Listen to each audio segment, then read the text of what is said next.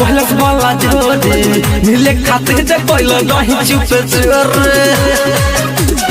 आहे रमाई हमके बोलावेला उ कैलस वाला जोड़ी मिले खातिर गइल रही चुपे चोरी ओही खातिर घर में झमेला भइल बा पता चलल मेडिकल रिपोर्ट भइल बा यादव के कोई लइका रह गइल बा पता चलल मेडिकल रिपोर्ट भइल बा यादव के कोई लइका रह गइल बा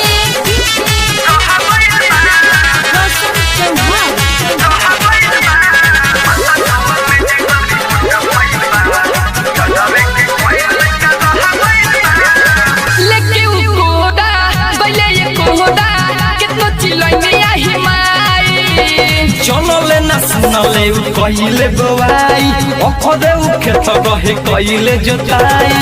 लेके उ कोदा बले ये कोदा कितना चिलैने आही माई चलले ना सुनले उ कइले बवाई ओखदे उ खेत रहे कइले जोताई पिया हमर बात सब जाने गइल बा पता चलल मेडिकल रिपोर्ट भइल बा यादव के कोई लइका रह गइल बा पता चलल मेडिकल रिपोर्ट भइल बा यादव के कोई लइका रह गइल बा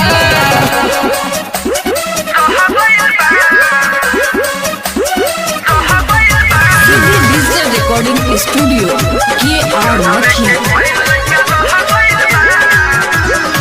ओइसन बा मोहब्बत बुझे ना दोहदत छोड़े ना एको मोदा बाकी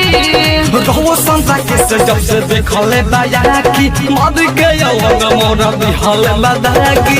ओइसन बा मोहब्बत बुझे ना दोहदत छोड़े ना एको मोदा बाकी रफी गहन जब देखे जब से देखले बाया की मद के यंग मोरा बिहल बदागी नैहरे में बेहला रखोने कइले बा पता चलल मेडिकल रिपोर्ट भइल बा यादव के कोई लइका रह गइल बा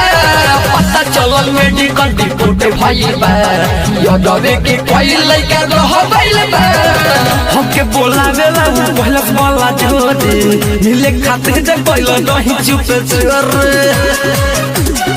आहे रमाई हमके बोलावेला उ कैलस वाला जोड़ी मिले खातिर गइल रही चुपे चोरी ओही खातिर घर में झमेला भइल बा पता चलल मेडिकल रिपोर्ट भइल बा यादव के कोई लइका रह गइल बा पता चलल मेडिकल रिपोर्ट भइल बा यादव के कोई लइका रह गइल बा डिजिटल रिकॉर्डिंग